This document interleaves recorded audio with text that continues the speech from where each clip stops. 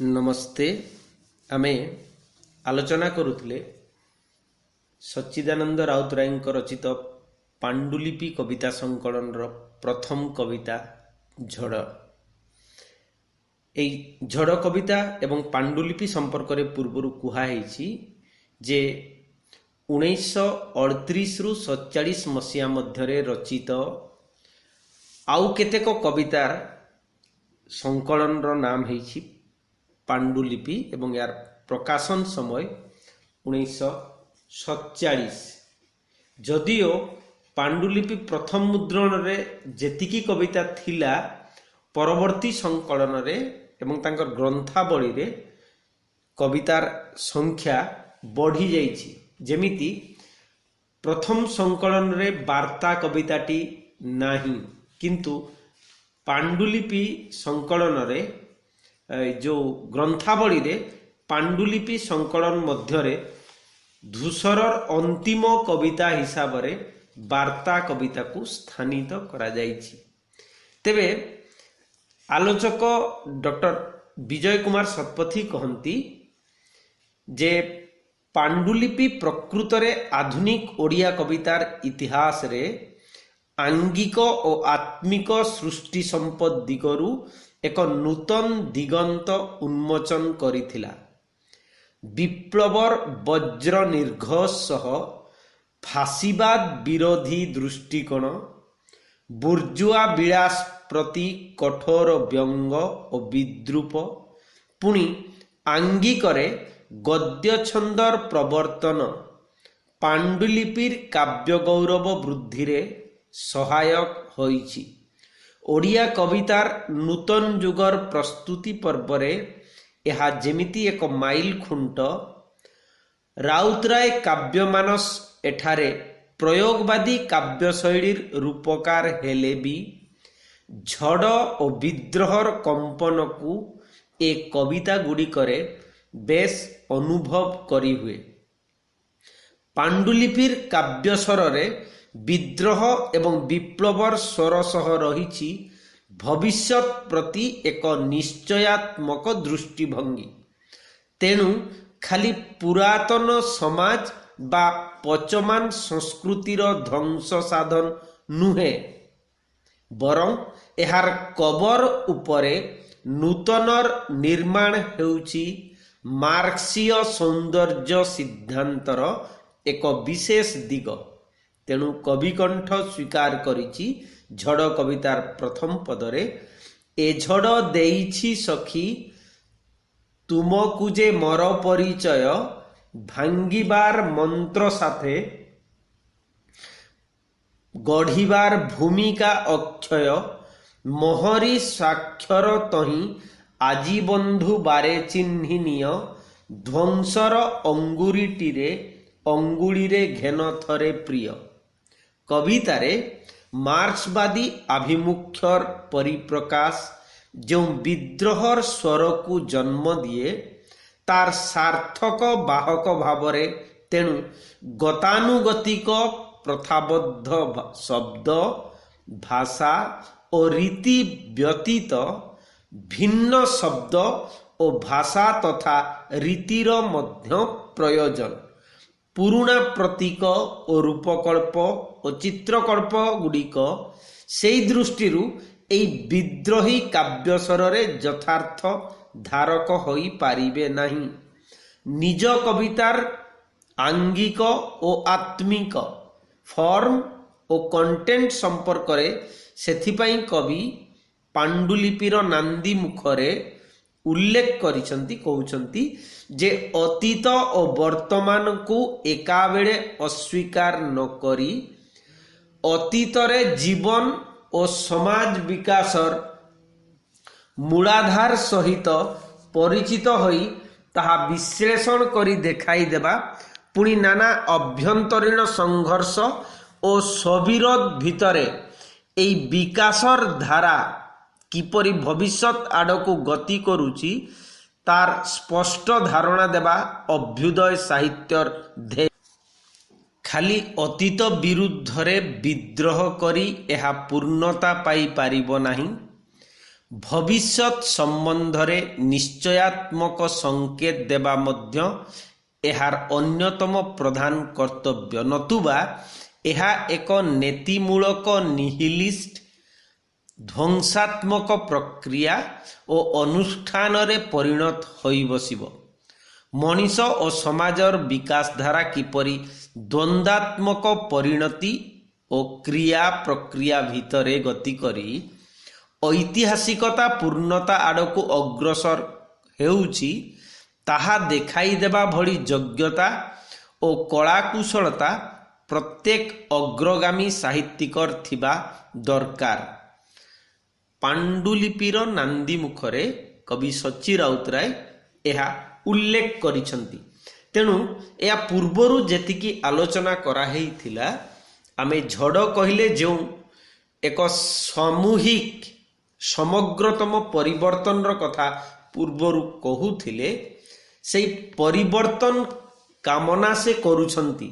माने जहा पूर्व पदरे मध्य आमे आलोचना करिथिले जे भांगिबार मंत्र साथे गढ़िबार भूमिका अक्षय।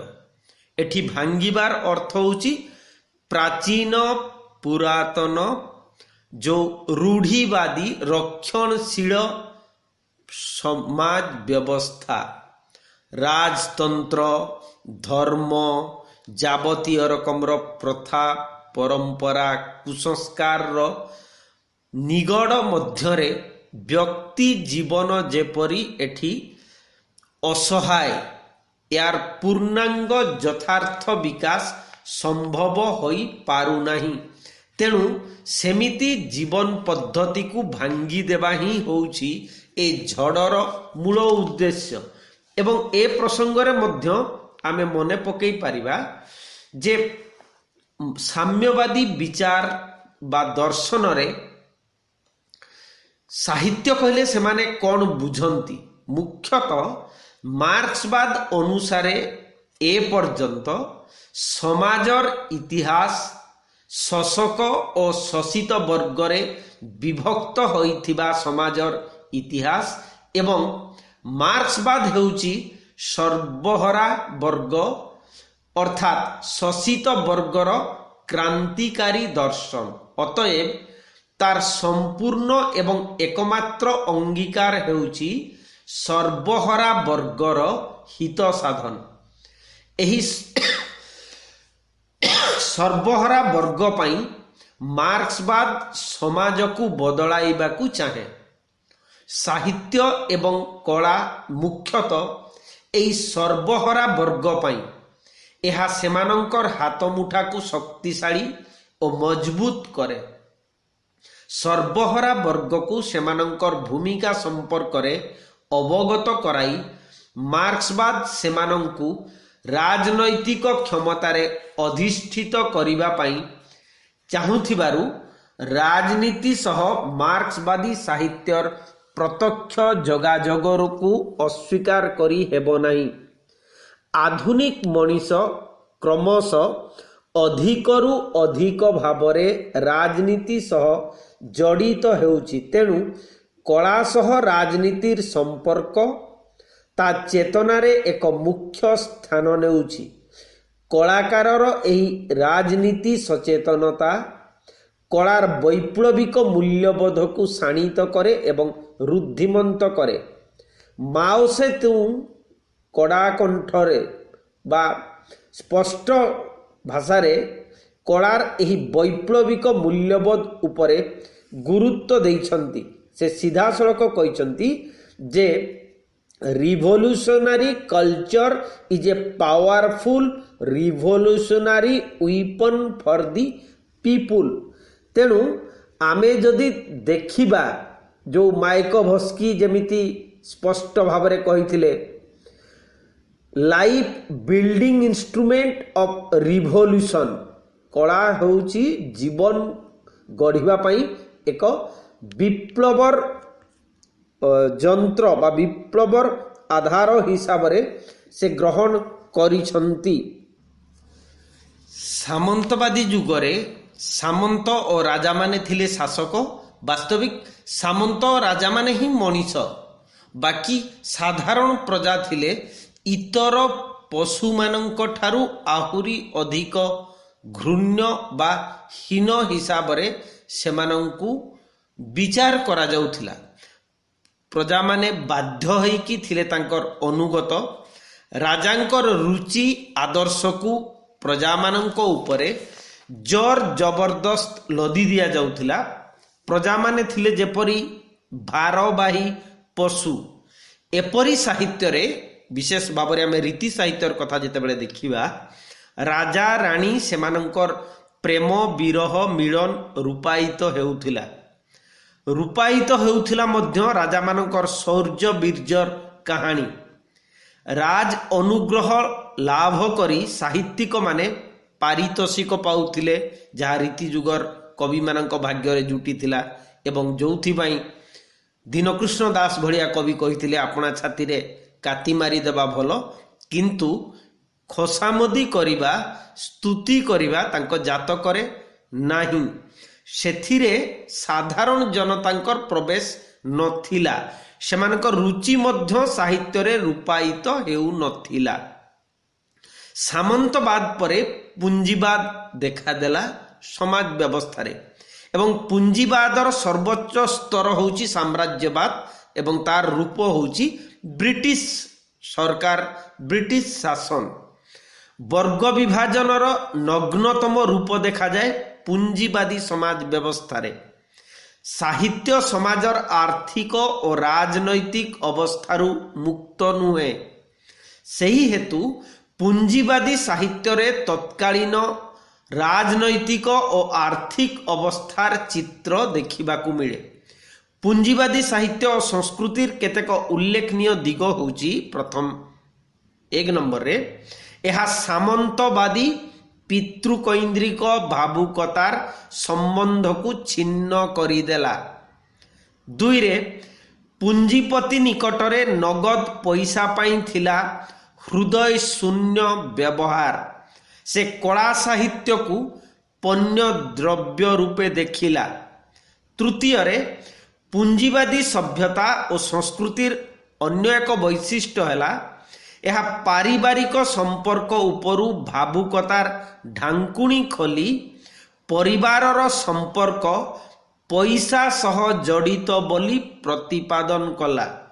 4ଥରେ ଓକିଲ, ଡାକ୍ତର, ଅଧ୍ୟାପକ ପ୍ରଭୃତି ବୁଦ୍ଧିଜୀବୀମାନେ ଏହି ପୁଞ୍ଜିବାଦୀ ସାହିତ୍ୟର ବେତନଭୋଗୀ କର୍ମଚାରୀ ରୂପେ ଗଣ୍ୟ ହେଲେ। 5ମରେ କବିତା ପଣ୍ୟ ରୂପେ ବିବେଚିତ ହେବାକୁ ଲାଗିଲା ଏବଂ ଏହା ଜନଜୀବନ ଠାରୁ ଦୂରେଇ ଗଲା। ଏବଂ ଏହି କ୍ରମରେ ଯଦି ଦେଖିବା, ପ୍ରାଚୀନ କବିତା ସାମୂହିକ ଭାବ ଆବେଗକୁ ପ୍ରକାଶ କଲାବେଳେ ପୁଞ୍ଜିବାଦୀ କବିତା ବ୍ୟକ୍ତିବାଦ ଉପରେ ପ୍ରାଧାନ୍ୟ ଦେଲା। ତେଣୁ ପୁଞ୍ଜିବାଦୀ ସାହିତ୍ୟ କବିତାର ଅନୁକୂଳ ନୁହେଁ। ଏହା ପୁରା ମାତ୍ରାରେ ବ୍ୟକ୍ତିକୈନ୍ଦ୍ରିକ। 7ମରେ ବୁର୍ଜୁଆ ସଂସ୍କୃତି ଓ ସାହିତ୍ୟ ପ୍ରଗତିଶୀଳ ନୁହେଁ, ବରଂ ପ୍ରତିକ୍ରିୟାଶୀଳ। ଏହା ପଚନଶୀଳ, ନିଷ୍ପ୍ରାଣ ଓ ନିସ୍ତେଜ। ରଙ୍ଗୀନ ଆବରଣ ମଧ୍ୟରେ ଥାଇ ଏହା ଅବକ୍ଷୟର ସୂଚକ। ଏଠାରେ ମଧ୍ୟ କଥା ସ୍ମରଣ ରଖିବା ଉଚିତ ଯେ ପୁଞ୍ଜିବାଦୀ ଯୁଗର କାବ୍ୟ କବିତା ଗୁଡ଼ିକ ଶାସକ ଶ୍ରେଣୀର କୃତି ନୁହେଁ। ବଡ଼ ବଡ଼ ପୁଞ୍ଜିପତିମାନେ ଧନ ଅର୍ଜନର ଲାଳସାରେ ବ୍ୟସ୍ତ, ତେଣୁ ସେ କାବ୍ୟ ରଚନା କରିବେ ବା କିପରି? ବାସ୍ତବିକ ଏହିସବୁ କାବ୍ୟ ରଚୟିତା ହେଉଛନ୍ତି ମଧ୍ୟବିତ୍ତ ଶ୍ରେଣୀର ବୁଦ୍ଧିଜୀବୀ ବର୍ଗ, ଯେଉଁମାନେ ସର୍ବହରା ବର୍ଗ ସହ ସାମିଲ ହେବାକୁ କୁଣ୍ଠାବୋଧ କରନ୍ତି ଏବଂ ପୁଞ୍ଜିପତିମାନଙ୍କ ପରି ସ୍ୱର୍ଗକୁ ଯିବା ପାଇଁ ଇଚ୍ଛା ଥିଲେ ମଧ୍ୟ ଯାଇପାରନ୍ତି ନାହିଁ। ବାସ୍ତବିକ ଏମାନେ ତ୍ରିଶଙ୍କୁର ମଧ୍ୟସ୍ୱର୍ଗ ଭଳିଆ ଦୋଷ ଭୋଗ କରନ୍ତି। 8ମରେ ପୁଞ୍ଜିବାଦୀ ସାହିତ୍ୟରେ ବ୍ୟକ୍ତିବାଦର ପ୍ରତିଷ୍ଠା ହୋଇଥିବା ଯୋଗୁଁ ଏହା ଜୀବନ ଓ ସମାଜ ଠାରୁ ଦୂରେଇ ଯାଏ। କଳା ଏବଂ କଳାର ସ୍ଲୋଗାନ ଦେଇ କଳାକୁ ଯଥେଚ୍ଛାଚାରିତା ଆଡ଼କୁ ନେଇଯାଏ। ଅନେକ ରଙ୍ଗୀନ ଆଦର୍ଶ ଓ ଶବ୍ଦାଡମ୍ବର ପ୍ରଭୃତି साहित्य व्यक्ति स्वातंत्र प्रतिष्ठा पाई सहायक हुअन्ति। तेणु एई परिप्रेक्षी रे जेतेबेले साम्यवादी साहित्य बा समाजवादी साहित्य आसीची, से समाजवादी साहित्य रे समाजवादी वास्तवता प्रतिफलित हेबा एवं समाज प्रति अंगीकार रहिबा एकांत वांछनीय। यह निश्चित भाव में जदि कहुब गभीर आशावादर इंगित देई थाए। समसामयिक समाज व्यवस्था विरुद्ध रे स्वर उत्तोलन करने सह यह समाजर निर्दिष्ट दुर्बलता, प्रतिक्रियाशील शक्ति और प्रवृत्ति विरुद्ध रे स्वर उत्तोलन करे। द्वितीय रे समाजवादी वास्तवता समाज और जीवन को एक अस्तिवाचक दृष्टिभंगी नहीं विश्लेषण करे। यह एक नूतन वास्तवता जहाँ कलाकार चतुष्पार्श्वर जीवन रु संगृहित तार दार्शनिक और सौंदर्यवादी दृष्टिभंगी को प्रकाश करि थाए। तेबे एई जगह आमे जदि देखिबा समाजवादी वास्तवतार आउ गोटे वैशिष्ट्य मध्य हैला आदर्श और वास्तवता मध्यरे सृष्टि होइथिबा पार्थक्य को से दूरेई दिए एवं तार दृष्टि रे जहाँ वास्तव ताहा ही होची आदर्श। समाजवादी वास्तवता श्रमिक श्रेणीर दर्शन और चिंता को गुरुत्व दिए। एटी श्रमिक कहले साधारण भाव में आमे कहि परिबा श्रमिक, कृषक, मेहनती मनीष, प्लोरेटेरिएट, वंचित मनीष, मार्जिनाल मेन बोली आमे कहि परिबा। तेणु प्रथम थर पई पृथ्वीर कला और साहित्यर इतिहास रे समाजवादी चिंताधारार एक नूतन शक्ति को जन्म देला, जी केवल ध्वंसकारी नुहे बरं सृजनक्षम होई समाज को प्रगति पथरे आगेई नहीं पारिबो। तेणु सची राउतराय जेतेबेले झड़ कवितार लेखुछंती जहा आमे देखुचे तांकर द्वितीय पदरे से स्पष्ट भाव में कहिछंती जे एई क्षिप्र प्रबंजन आसुची जो देव मते तुमको चिन्हाई एठी व्यक्ति भाव में नुहे। सची राउतराय कवि को चिन्हैबे नहीं, चिन्हैबे एई साम्यवादी बा कम्युनिज्म आदर्श को जहाँ एक शोषणहीन श्रेणीमुक्त श्रेणीहीन समाज गठन पाई अग्रसर हेउची।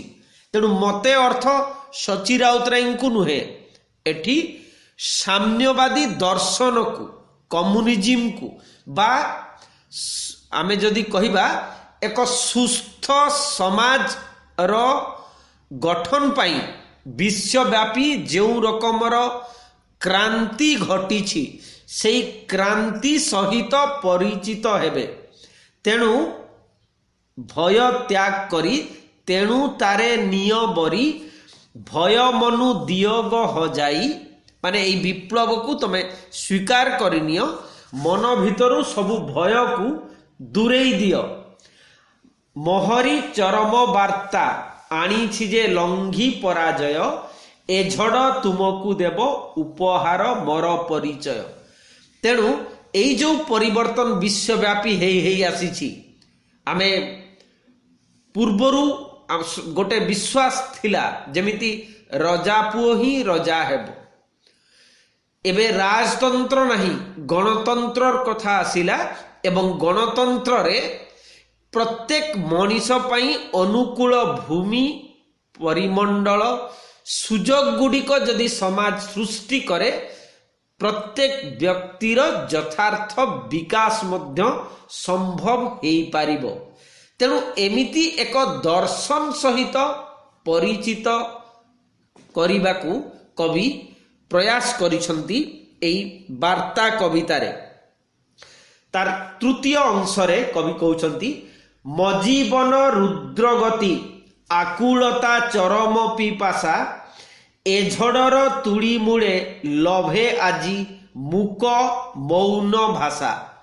एई जो विप्लव आसुछि, एई जो परिवर्तन विश्वव्यापी घटी घटी आसी तार गति होची रुद्रर गति। रुद्रर अर्थ जदि भी शिव एठी प्रलय, एठी प्रलय रे मध्य आमे कहिबा जे प्रलय परे पुनर्बार एक नूतन सृष्टि संरचना अवश्यंभावी। तेणु तांकर अंतर भितरे रहिछि सेई आकुलता एवं चरम पिपासा श्रेणीमुक्त समाज गठनर।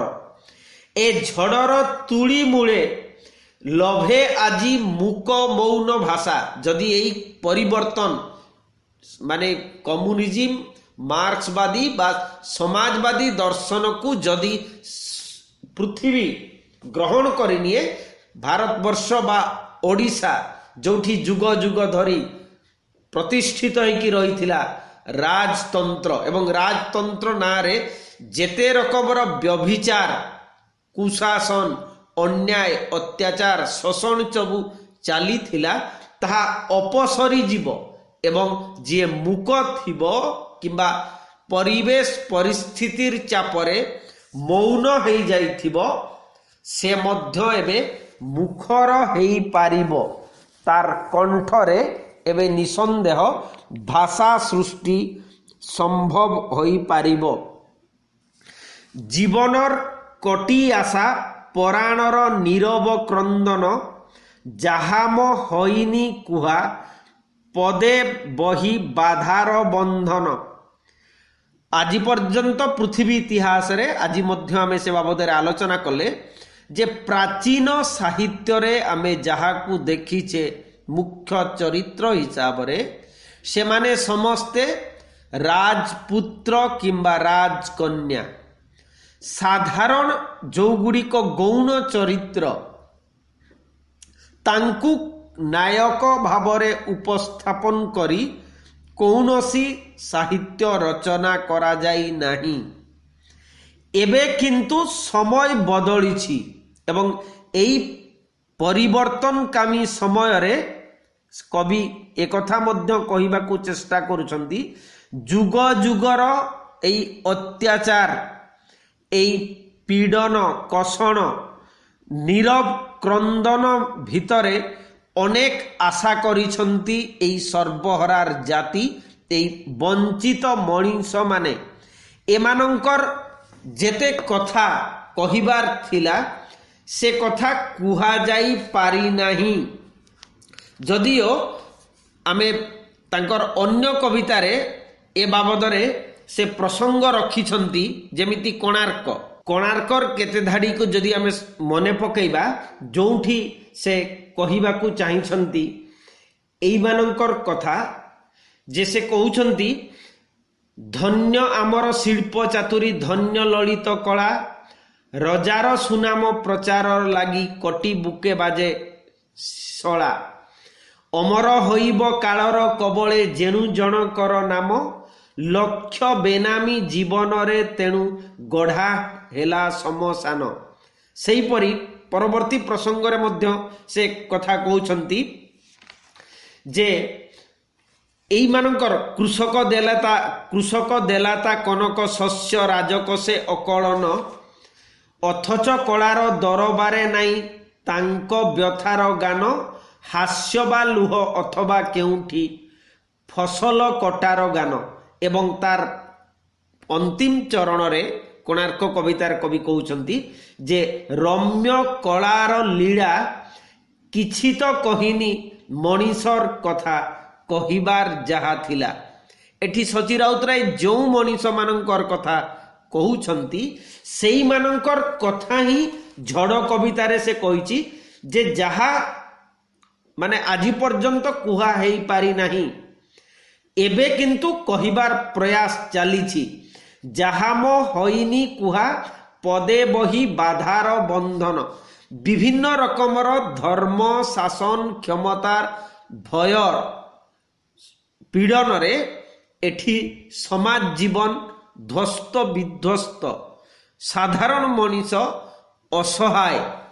तेणु सेमिति मनीष मानंकु आजी मुक्त हेबाकू पड़िबो एवं तार अंतिम धाड़ी रे आमे देखिबा से कहउचंती ताहारी प्रकाश आजी झड़ कंठे मौड़े निराशा कथा कहे प्राण मुड़े शताब्दीर कटी मृत भाषा जे एबे विश्वव्यापी से परिवर्तन हेलाणी मनीष को मनीषर मान्यता दिया गलाणी से जाति धर्म लिंग ज्ञान सबु भेदरे तार प्रथम परिचय सभा मूलरे सभा आगे से मनीष एवं मनीष हिसाब रे ही तांकु आमे ग्रहण करिबा। तेणु जो रकमर आमर धारणा थिला आमर भाग्य भगवान उपरे साम्यवाद ना भाग्य उपरे विश्वास करे ना भगवान उपरे, कारण साम्यवादी बा मार्क्सवाद अनुसारे धर्म होउची अफिम बोली मार्क्स उल्लेख करिसंती। जदियो जो दृष्टिकोणरू जेमिति भावरे कहिसंती एठी आमे तार से प्रसंग रे आलोचना करिबा नहीं।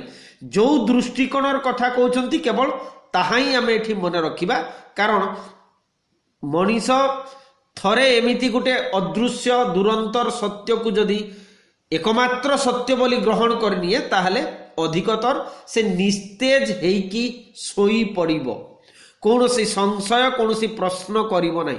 केवल विश्वास यथेष्ट नुहे। ए पृथ्वी को ए जीवन को ए संसार को सुंदर करिबा को हेले ताकू प्रश्न पचारिबा को पड़िबो। कौनसी सत्य महाकालर प्रवाह भितरे 100% परीक्षित नुहे। सत्य को प्रत्येक दिन परीक्षा करी उत्तीर्ण हेबाकू पड़िबो।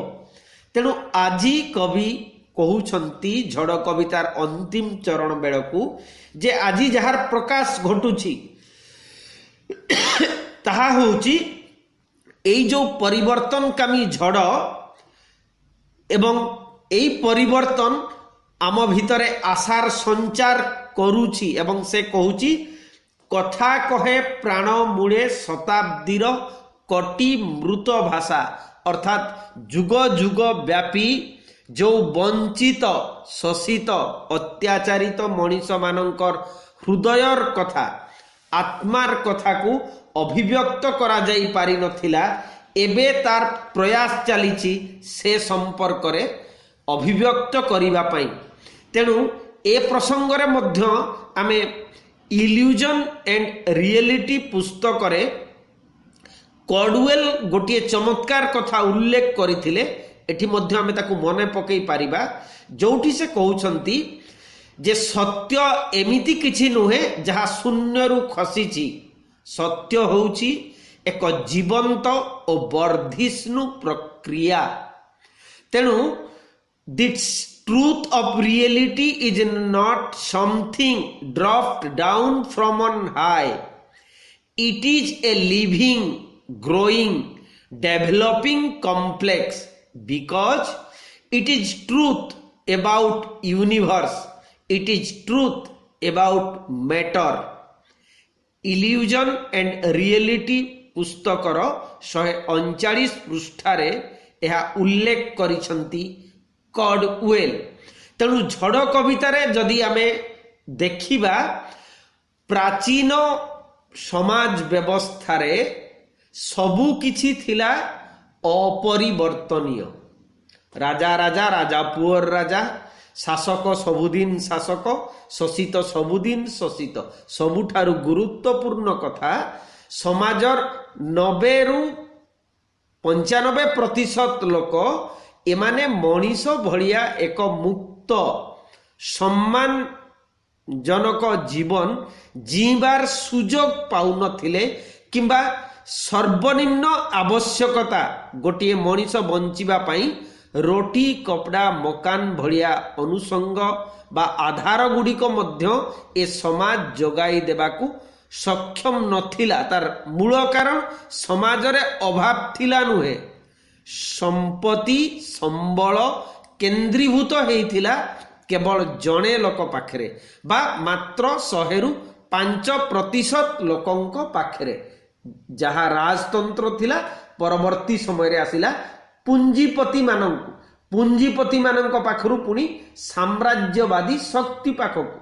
ତେଣୁ ଝଡ଼ କବିତାରେ ସେ ରାଜତନ୍ତ୍ର, ପୁଞ୍ଜିବାଦୀ, ସାମ୍ରାଜ୍ୟବାଦୀ ଶକ୍ତି ମାନଙ୍କ ପାଖରୁ ବ୍ୟକ୍ତିକୁ ମୁକ୍ତ କରିବା ପାଇଁ ଯେଉଁ ରକମର କ୍ରାନ୍ତି ବା ଯେଉଁ ରକମର ବିପ୍ଳବ ଆବଶ୍ୟକ, ତାର ପ୍ରତିଫଳନ ଫ୍ରାନ୍ସରେ, ରୁଷିଆରେ, ଆମେରିକାରେ ବା ପୃଥିବୀର ଅନ୍ୟ ରାଷ୍ଟ୍ରରେ ସଂଗଠିତ ହେଇଛି। ସମାଜ ଜୀବନ ବଦଳିଛି। ହଜାର ହଜାର ବର୍ଷର ପଚମାନ କୁସଂସ୍କାର ସମ୍ପୂର୍ଣ୍ଣ ରୂପରେ ଧ୍ୱସ୍ତ ବିଧ୍ୱସ୍ତ ହେଇକି ମଣିଷ ମୁକ୍ତ ହେଇଛି। ତେଣୁ ଏଠି ମଧ୍ୟ ଜୀବନ ବଦଳିବ ଏବଂ ଏହି ସର୍ବହରାର ଜାତିକୁ ଏକଜୁଟ ହେଇକି ସେହି ପରିବର୍ତ୍ତନକୁ ସ୍ୱୀକାର କରିନେବାକୁ ପଡ଼ିବ। ତେଣୁ ଝଡ଼ କବିତାରେ ଆମେ ସମୁଦାୟ 3ଟି ଅଂଶରେ ଯଦି କୁହାଯିବ, ବୋଧେ 11ଟି କିମ୍ବା 12ଟି ପଦ ଅଛି ଏବଂ ଏହି ପଦ ଭିତରେ ଯୋଉଟା ଆଜି ମଧ୍ୟ କହିଲି, ଧ୍ୱଂସ ସହିତ ସୃଷ୍ଟିର ସମ୍ପ୍ରତ୍ୟୟ କବିଙ୍କ ଭିତରେ ଅଛି ଏବଂ ସେହି ପ୍ରତ୍ୟୟ ଦେବା ପାଇଁ ପ୍ରୟାସ କରିଛନ୍ତି। ଏକ ନୂତନ ସମାଜ ବ୍ୟବସ୍ଥା ସୃଷ୍ଟି ହେବ। ତାହାକୁ ଆମେ ଶ୍ରେଣୀହୀନ ସମାଜ କହିପାରିବା, ସାମ୍ୟବାଦୀ ସମାଜ କହିପାରିବା, ଶୋଷଣ ମୁକ୍ତ ସମାଜ ମଧ୍ୟ କହିପାରିବା। ତେଣୁ ଝଡ଼ କବିତାର ଆଲୋଚନା ସମ୍ଭବତଃ ସରିଗଲା ବୋଲି ମୋତେ ଲାଗୁଛି। ଆପଣମାନେ କମେଣ୍ଟରେ ଯାହା ଚାହିଁବେ ଲେଖିପାରିବେ। ନମସ୍ତେ, ଧନ୍ୟବାଦ।